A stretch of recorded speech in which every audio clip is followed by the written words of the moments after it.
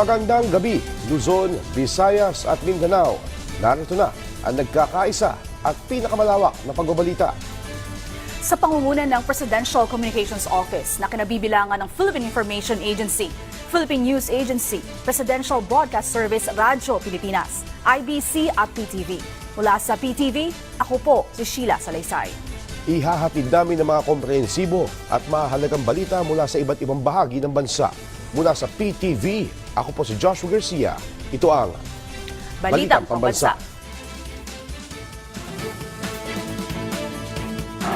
Ngayong gabi sa Balitang Pambansa, pagmamahalan, kapayapaan at pagkakaisa, sentro ng mensahe ni Pangulong Ferdinand R. Marcos Jr. ngayong Kapaskuhan. Ilang lugar sa bansa, binaha dahil sa patuloy na pagbuhos ng ulan, dulot ng shear line. Mga pamilya, mas pinili na mag-mall kaysa sa mga parke dahil sa maghapong pag-ulan. Nararanasang pagbuhos ng ulan dulot ng shear line. Tatagal ba hanggang sa bagong taon? Alamin.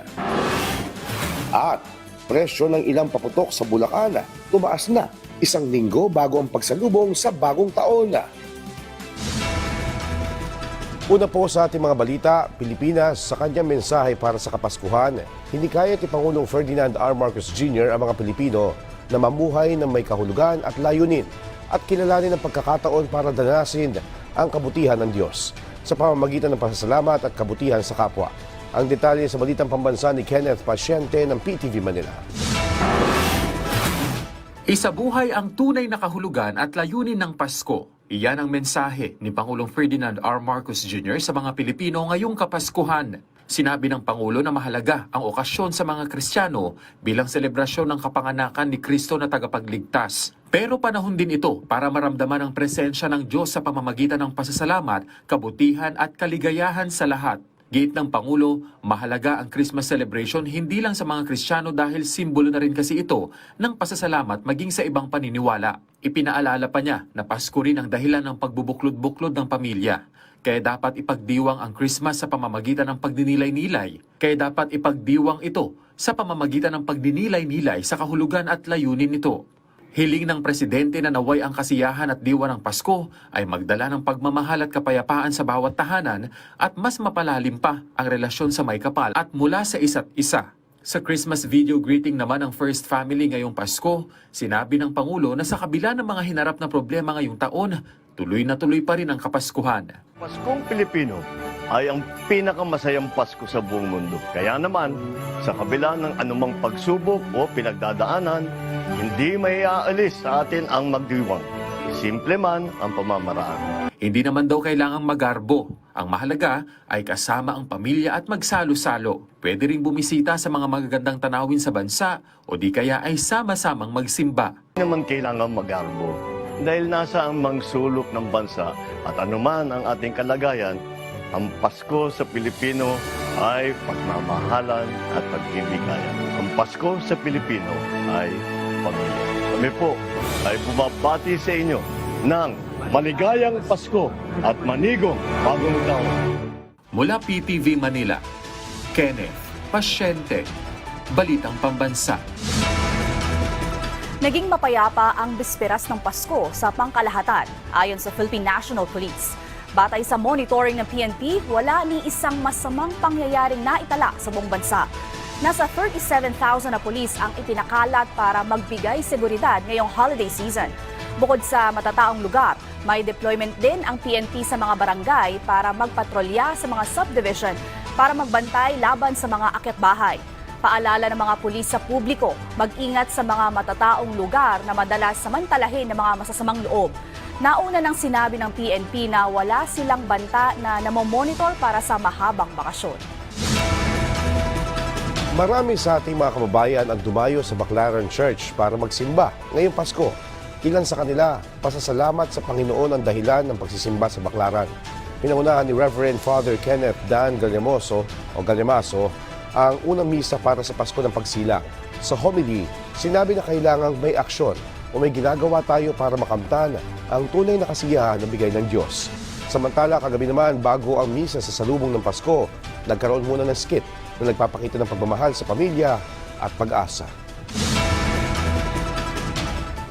Sa Quiapo Church, marami ring pumunta para dumalo sa misa para pagdiwang ang kapanganakan ni Hesukristo. Ayon kay Hijos de Nazareno Joseph Barsica, tuloy-tuloy lang ang daloy ng mga parokyano kahit na masama ang panahon. Pero mas manipis ngayon ang dating ng mga tao. Inaasahan naman ng mga opisyal ng Quiapo Church na mamaya mas dadami ang mga bibisita at magmimisa ngayong araw.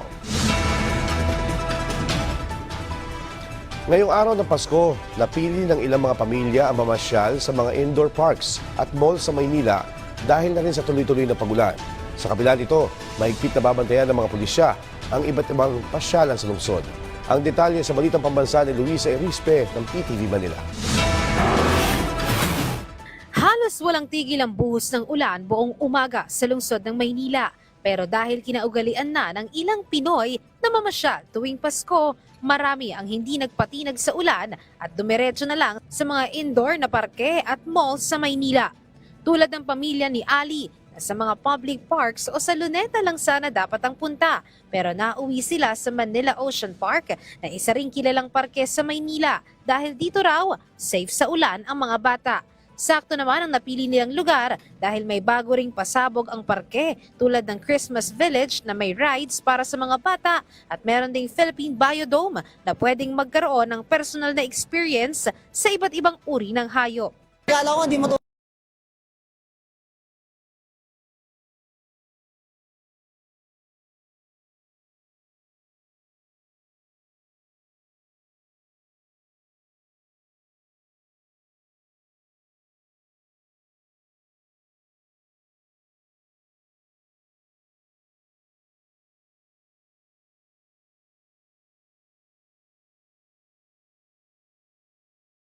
Mamamasyal po, kasama po yung pamilya ko, tapos yung anak ko.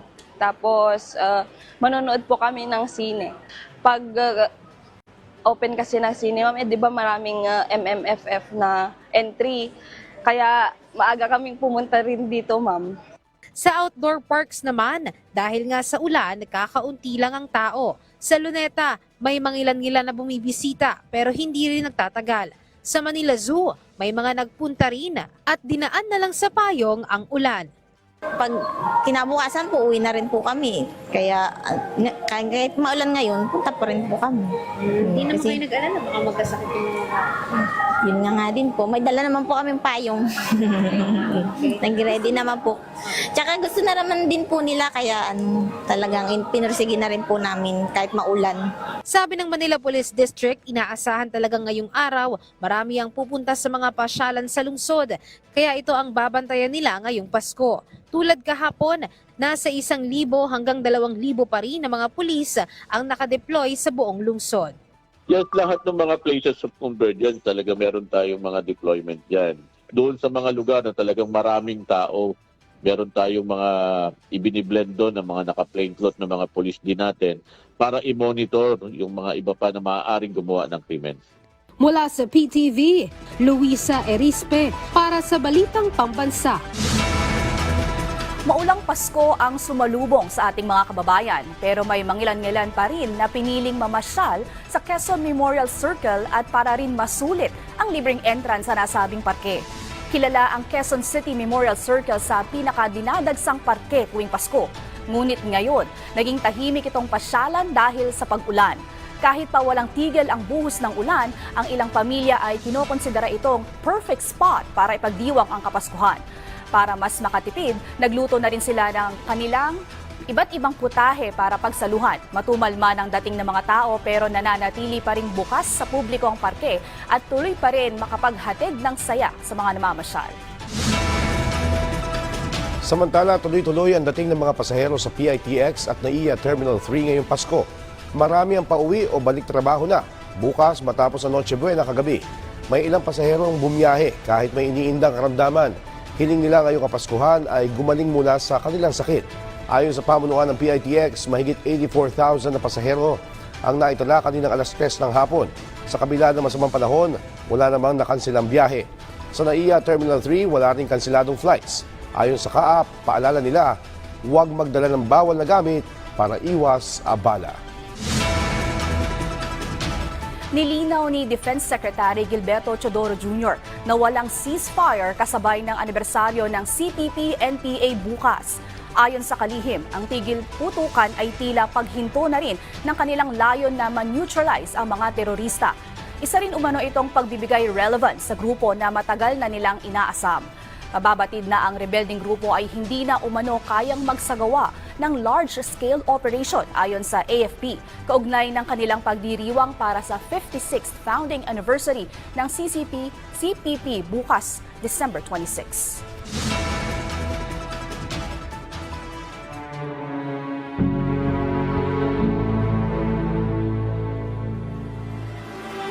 Ako si Elisa Maylon Galos, taga Alegria, Surigao del Norte. Kini nga kuan ning ako karon pagkadawat aning title, wala gud na mo ni palandunga. Pero kadumdum ako sa ako mga parents pa. Grabe gud na to ilahago sa ako parents. Kung ma-imagine na pasidaan sila si nanay, tatay, grabe ganito ang ilang kahago, magbaktas palagi ito sila. Oo, tungod lamang sa mga anak. Ang ako ikasulti sa giprograma sa atong presidente nga si Ferdinand R. Marcos Jr., ingon man sa atong sekretary sa agrarian nga si Conrado M. Estrella III. Mapasalamat gud ako sa inyo, sir. Tugda ko nga sa kini karon nga gikupta na dako nga title sa amo na gud nga pangalan tungod kini sa inyo usab nga panlimbasog nga matagaan ang mga katawhan o kaugalingon nila nga yuta. Binaha ang ilang lugar sa Southern Luzon at Bicol Region kasabay ng pagsalubong sa Kapaskuhan. Dulot ito ng tuloy-tuloy na ulan dahil sa shear line. Ang detalye sa balitang pambansa ni Patrick De Jesus ng PTV Manila. Naging maulan sa malaking bahagi ng bansa mula bisperas hanggang ngayong mismong araw ng Pasko. Sa Sampaloc to Saraya, Quezon, ilang kalsada ang binaha dahil sa malakas na ulan. Naging maulan din sa Bicol Region kung saan nagkaroon ng pagbaha sa sitio Ologan, Barangay San Isidro sa bayan ng Libon, Albay, kaya't hindi makadaan ang mga motorsiklo at iba pang maliliit na sasakyan. Bahari na naging pagsalubong sa Pasko ng iba pang lalawigan sa Albay kung saan ilang residente ang hindi nakapag Noche Buena habang may mga barangay din sa Legazpi City ang nagpatupad ng preemptive evacuation. Sa EMS Barrio, sa kaparehong lugar, pinasok ng baha ang ilang kabahayan dahil sa pag-ulan.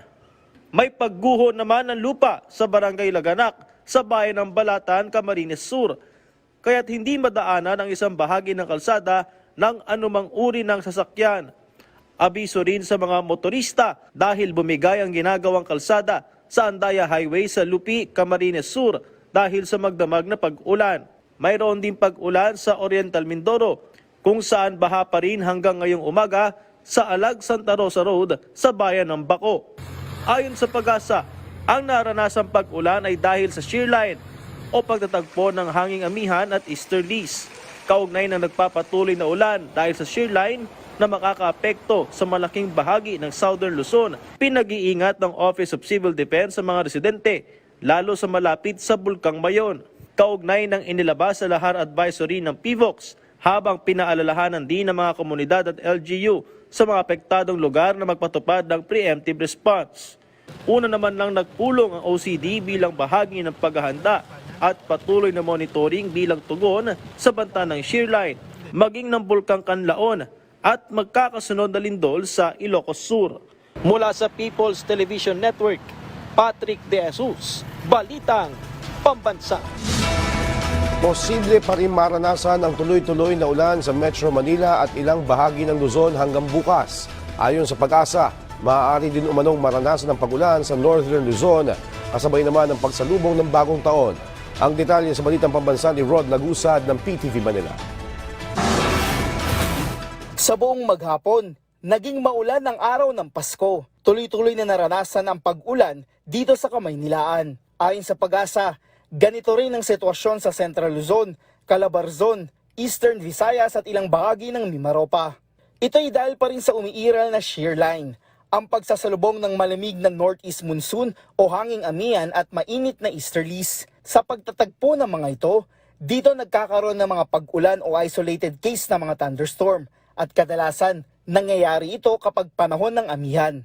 Kasama din ang Bicol sa apektado nito kung saan binaha na rin ang ilang lugar dahil sa tuloy-tuloy na pag-ulan. Possible kasi na mas nasa east din kasi sila, kaya mas malalakas yung mga ulan na nararamdaman sa kanila unlike sa atin sa Metro Manila na medyo nasa loob. Habang ang ibang bahagi ng Visayas at Mindanao ay sa kabuuan, ay mas maganda ang lagay ng panahon. Inaasahan natin kung dito sa may Metro Manila at mostly ibang bahagi ng Luzon, posible until tomorrow na maging maulan and then improving weather conditions sa mga susunod na araw. Habang nakikita ng Pag-asa ang posibilidad na magiging maulan ang bahagi ng Northern Luzon sa mga susunod na araw. Dahil yung axis na shear line, possible na mas nakatutok na sa lugar nila. Pero in the next 2 to 3 days, posible maging maulan. And then after that, possible amihan na ulit yung magpapaulan sa may bandang silangang bahagi ng Northern Luzon. Dahil dito mataas ang tsansa na uulanin ang pagsalubong ng bagong taon ng mga nakatira sa Northern Luzon. Although nakita natin dahil improving yung weather sa Metro Manila, patuloy lang din siguro nating bantayan yung mga magiging weather pa sa mga succeeding days. Ito'y dahil ang meron sa kasalukuyan ay 5-day weather outlook. Mula sa People's Television Network, Rod Lagusad, para sa Balitang Pambansa. Patuloy ang response operations ng Task Force Canlaon para sa mga residenteng apektado ng pagputok ng Bulkang Canlaon.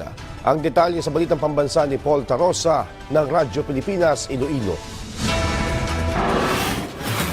Walang holiday o Pasko ang Task Force Canlaon dahil sa tuloy-tuloy na response operations para sa mga apektadong residente sa isla ng Negros, dulot ng pagputok ng Bulkang Canlaon. Ayon kay Office of Civil Defense Western Visayas spokesperson Maria Cristina Mayor, hands-on si OCD 6 Director at Task Force Canlaon Chairperson Raul Fernandez at OCD NIR Director Donato Sermeno III sa mga dapat gawin mula sa mga coordination meetings at pag-inspeksyon sa mga supply na dapat ihatid sa mga residente para matiyak na sapat ang supply ng pagkain at tubig ng mga residenteng nasa evacuation centers. Kada lokal na pamahalaan na apektado ng pagputok ng bulkan ay nag-activate ng mobile kitchen para matiyak na may sapat na sustansyang makuha ang mga residente sa kanilang pagkain.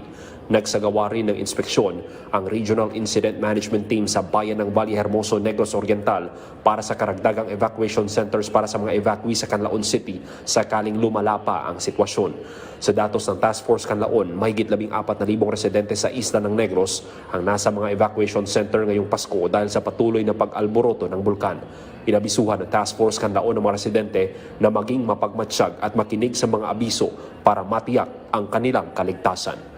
Mula sa PBS Radio Pilipinas, Iloilo, Paul Tarosa para sa Balitang Pambansa.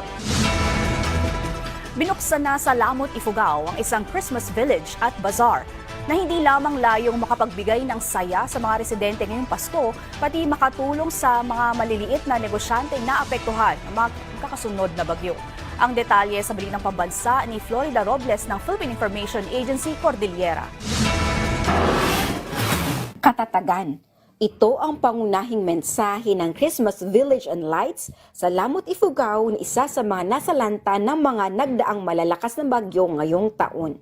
Sa kabila na napektuhan ang paghahanda ng pamalaang lokal para ngayong Pasko, sinabi ni Municipal Tourism Operations Officer Harvey Gumayon na sinikap nila na buksan ang Christmas Village and Bazaar upang maipadama sa mga residente ang diwa ng Pasko sa kabila ng mga nagdaang kalamidad. Layunin din ng bazaar na matulungan ang mga maliliit na negosyante na naapektuhan ng mga nagdaang bagyo. We always provide our best or show our best for the betterment of our community. That's why we push through our Christmas village, we push through the Christmas bazaar for our community to enjoy the Christmas season. Nasa 20 food exhibitors at 12 sellers ng ready-to-wear and dry goods ang nakibahagi sa Christmas Bazaar. Umaasa sila na makakabawi sila sa pagbebenta ng kanilang mga produkto. Sana lumago-lago. Magkaroon pa ng maraming customers. Ure ko makaspasan ulat pa, ya makalaklakot ako lata. Online man or at hito, ya wala ko malatay punggatangan takmo. Bukod sa Christmas Village and Bazaar, isinasagawa rin ang music nights tuwing Biyernes at bingo bonanza tuwing Sabado. Plano ng pamalang lokal na palawigin hanggang Enero ang mga nasabing aktibidad. Mula sa PIA Cordillera, Florida Robles, Balitang Pambansa. Mas pinili ng ilang pamilya sa Lawag City, Ilocos Norte na ipagdiwang ang Pasko sa tabing dagat.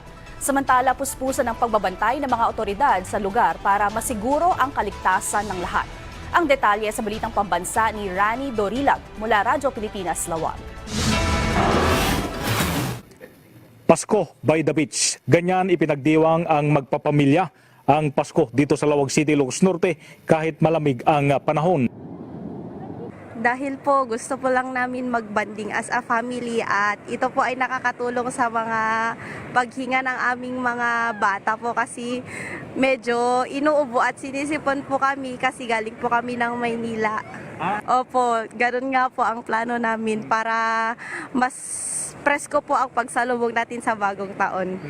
Hanggang mamaya lang po kami. Pag na yung sikat ng araw, uwi na po.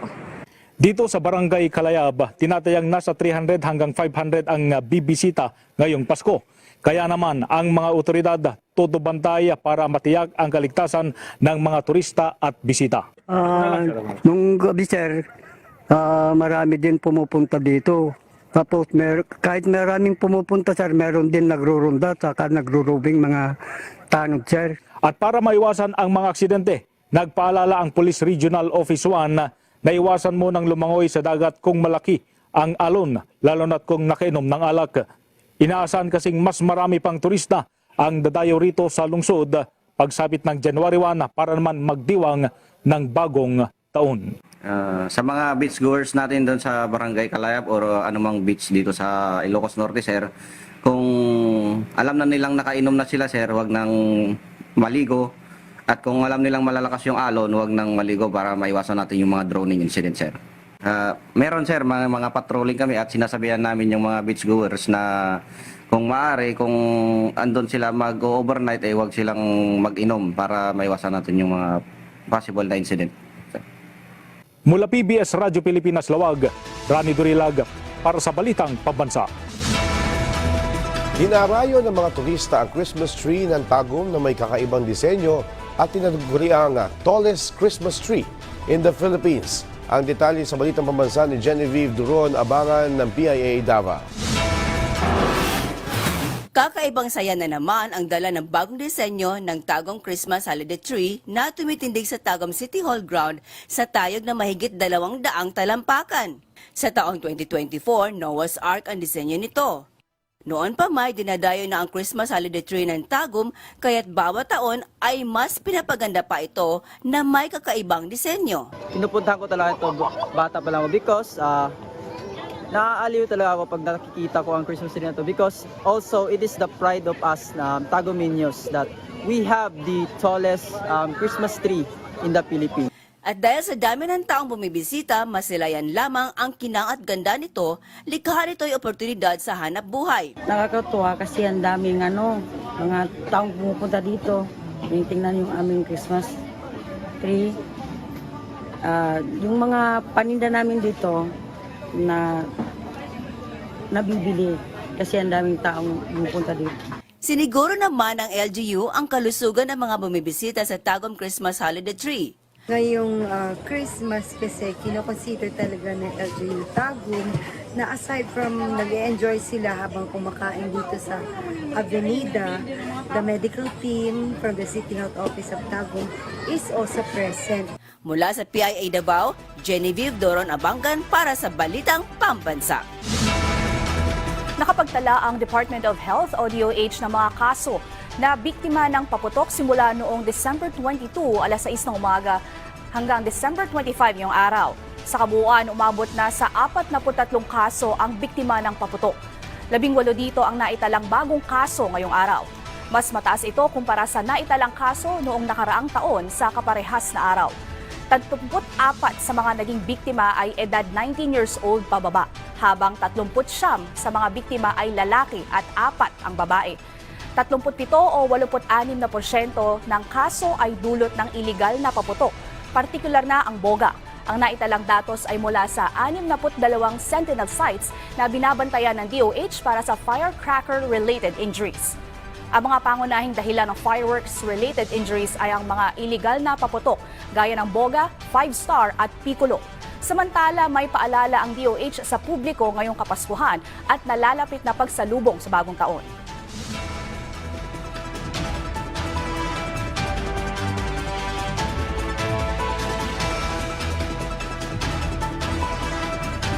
Kung may emergency, maaaring tumawag agad sa 911 o 155. Ugaliin nating magkaroon ng disiplina para sa ligtas na Kapaskuhan at pagsalubong ng bagong taon. Samantala, nagsimula ng tumaas ang presyo ng ilang paputok sa Lawag City, habang nagsagawa naman ng surprise inspection ng Bureau of Fire Protection sa ilang tindahan ng paputok. Ang detalye sa Balitang Pambansa ni Jude Pitpita ng Radyo Pilipinas. Ilang araw bago ang pagsalubong sa 2025, todo higpit na sa pagbabantay ang Bureau of Fire Protection sa mga tindahan ng paputok sa Lawag City. Layunin ng BFP na matiyak na hindi sila malulusutan ng mga ipinagbabawal na paputok. Araw-araw kaming nagso-surprise inspection sa kanila. Kung talagang sinusunod yung mga bilin namin or bilin ng Bureau of Fire Protection na safety measures para sa safety ng buong komunidad. Sa ngayon, kwitis pa rin ang mabenta rito. Nagsimula na rin tumaas ang presyo ng mga lokal na paputok, habang ang mga imported naman ay bumaba ang presyo. Inaasahan ng mga nagbebenta ng paputok na dadagsa ang mga mamimili sa bisperas ng bagong taon. Bagamat may ilang mamimili na ang bumili kahapon para sa pagdiriwang ng Pasko. Yung kwitis lang muna, tsaka mga fountains, mga lusas ng mga bata para sa Christmas muna, tapos babalik na naman para sa New Year. Samantala, naka-full alert status na ang BFP ngayong holiday season. Kaya naman paulit-ulit ang paalala nito sa publiko na panatilihing ligtas at masaya ang pagsalubong sa bagong taon. Mula PBS Radyo Pilipinas, Lawag, Jude Pitpitan para sa Balita Pambansa. Pilipinas, isang mapayapa at masaganang Pasko po sa ating lahat.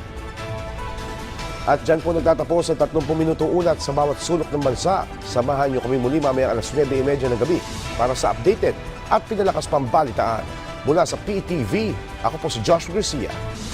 Maligayang Pasko po, bagong Pilipino sa bagong Pilipinas.